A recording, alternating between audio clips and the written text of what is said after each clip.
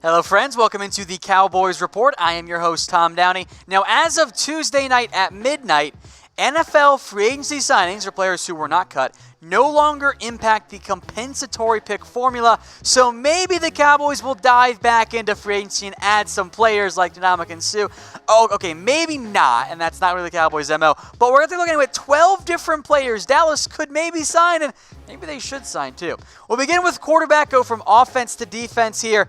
Many of you have asked, hey, can the Cowboys get a different backup quarterback? Well, A, they're all terrible. But I would like Josh McCown. He is very old, of course. He was a 2002 third-round pick. That's how long ago he entered the NFL. He's not a guy you actually want playing.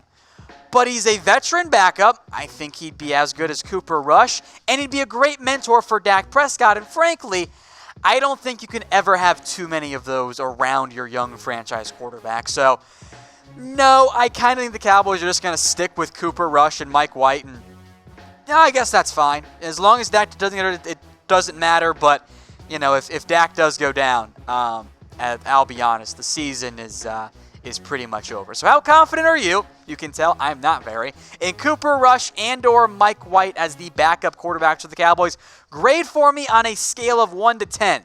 Number 1 means it's over. You might as well bring back Tony. And 10 means that, I feel super confident. They're just as good as Dak Prescott. Let's look then at some running backs. Now, yes, the Cowboys, they did draft Tony Pollard, and they did draft Mike Weber, but as you guys know, 7th-round picks at running back aren't always the answer to the backup running back situation. So maybe the Cowboys could explore more options. How about Corey Grant, who brings you kind of more of that typical number 3 or number 4 back who's good on passing downs and also very good on special teams. Now, I think the Cowboys are comfortable for now rolling with Elliott and Pollard and Weber and also Olawale. Maybe Darius Jackson or Jordan Chung gets in there, but Weber tends to fit more of that typical number 2 form. But if it's not Mike Weber, and let's say he struggles for whatever reason, be it now or even, heck, later in the summer and these guys are still available, how about Chris Ivory? Now, again, I'd rather roll with Mike Weber for now, but if he's still unsigned, we've seen Ivory been at least, a competent backup running back, and he brings in a cheap veteran option, I would assume little to no guaranteed money, who could at least push Mike Weber.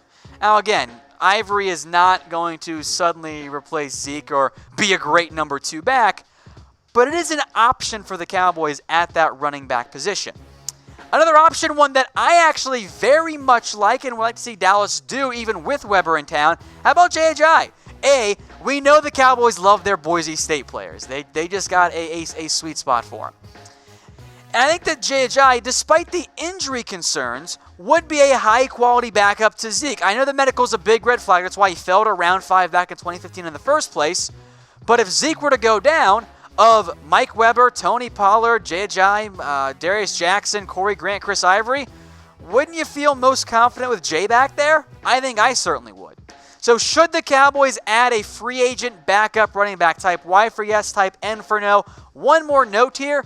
Remember, it does take 2 players or 2 parties to sign a contract, and most running backs don't really want to come to Dallas and get like 5 snaps a game behind Zeke. That's not in their best interest long term. Have to do it. Got to do it, guys. Dez Bryant. We have to mention it. Now, it's not going to happen. I don't think Dez wants to come back to the Cowboys right now. I think it's far more likely he rejoins the Saints, but it'd be fun, right?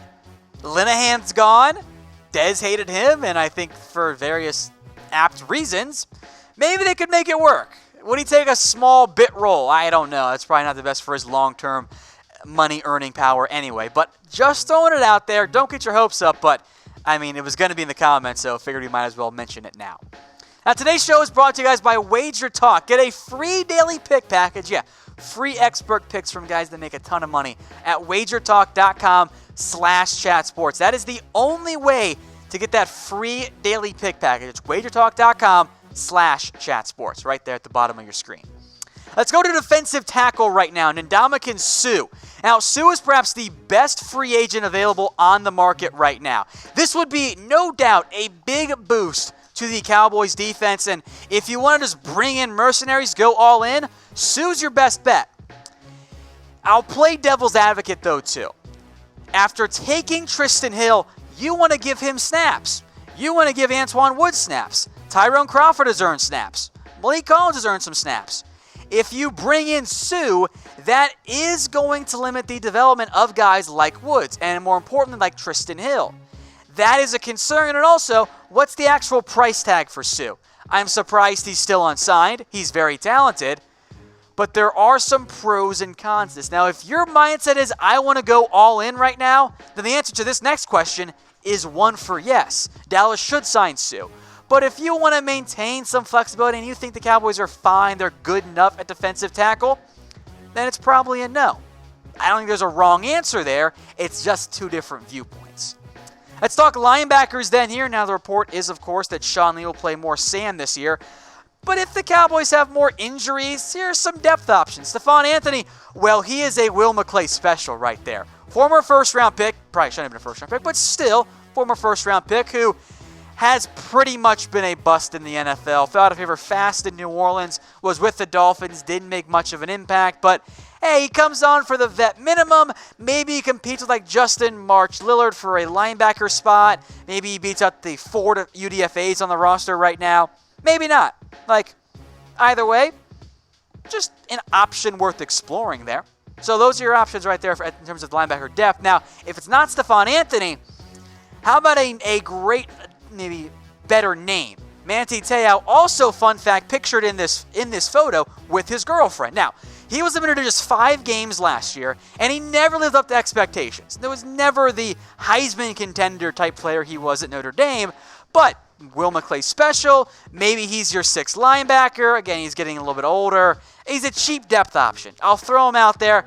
I'd be a little bit surprised. Both those linebackers right now, I think, probably make the most sense if there's an injury. How about a cornerback? Yeah, I know they drafted Mike Jackson, but Byron Jones is banged up. How about Morris Claiborne? Now, I know this is bad memories for a lot of you out there, and I certainly understand it because Claiborne was a bust. But he does fit the Chris Richard scheme. He wasn't that bad in the past 2 years with the Jets. So what if Byron Jones' hip isn't quite right? Well, maybe you want to bring in another outside cornerback with more experience than Michael Jackson or Donovan Olumba.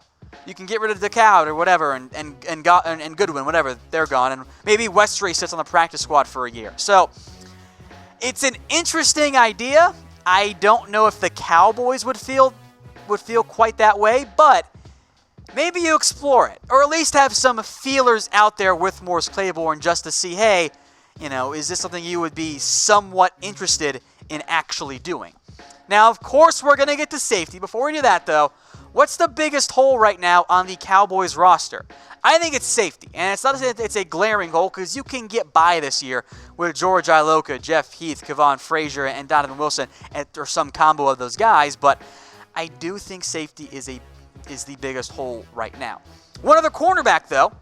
How about Deshaun Shedd, who can also play safety, by the way, and a longtime player under Chris Richard, was a starter, and then he got hurt, and frankly, he's never been the same guy. But he is a buy low, super cheap, no-risk depth option that knows the scheme and fits it pretty well.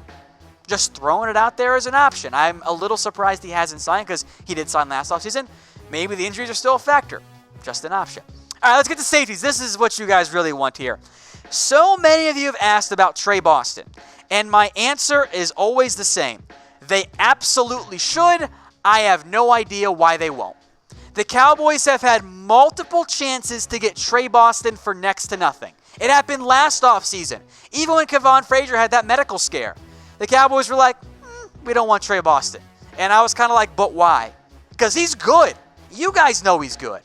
He's a number 2 safety. I don't understand why Boston hasn't had any real interest. Maybe his price tag's too much. I mean, I guess it's possible, but Trey Boston can play deep safety and box safety. I'd bring him in right now, and you can let go of Frazier or even Jeff Heath at that point if that's what you guys really want, which I know many of you do. But I'd bring in Trey Boston in a heartbeat, at least if I were in charge of the Dallas Cowboys. And then the big name, Eric Berry. Now, the Cowboys did bring in Berry for a visit, so there is some level of interest there. But they signed George Iloka, and I believe that reason why, it's the medical for Eric Berry. He is dealing with that heel injury. It's not right. That is a big, big red flag. Dallas didn't add safety early, So if the medical checks out later, if Barry's more healthy, say in like June, maybe they revisit this. But I don't know if that's actually ever going to end up being the case there. He might be too expensive, but if I'm in charge and the medical does check out, a incentivized one-year deal. I think that makes a lot of sense for both parties involved. So which safety would you guys rather sign? Type EB for Eric Berry or TB for Trey Boston. Of course, they both have B, so we change it up a little bit there. If the medical checks out, it's Eric Berry for me. If it doesn't, I'm signing Trey Boston tomorrow. I think that makes the most sense for the Cowboys and really helps out that safety position. Let's recap then the top free agents the Cowboys could still sign. Josh McCown, Corey Grant, Chris Ivory, Jay Ajayi on offense, along with Mr. Dez Bryant. Then on defense, Ndamukong Suh, Stephon Anthony, Manti Te'o, and then 4 defensive backs. Morris Claiborne, Deshaun Shedd, Trey Boston, and Eric Berry. So you have your pick now. All the free agents out there, even those we didn't mention, which free agent or free agents do you want the Cowboys to sign? Again, starting Tuesday night at midnight, they will no longer impact the comp pick formula, which the Cowboys might end up getting a pick, by the way, for Cole Beasley. So let me know in the comment section. Who do you want Dallas to sign? I kind of figure most of you are going to throw out some combination of Suh, Eric Berry, Trey Boston. Bonus points if you guys mention players not among those 3. Hey Cowboys fans, thanks for watching the Cowboys Report. If you haven't already, click right here to subscribe to our channel for all the best Cowboys coverage on the internet. That's news, rumors, highlights, mailbags, film studies, and a whole lot more. And I'm making your lives a little bit easier as well with the next Cowboys Report video right here.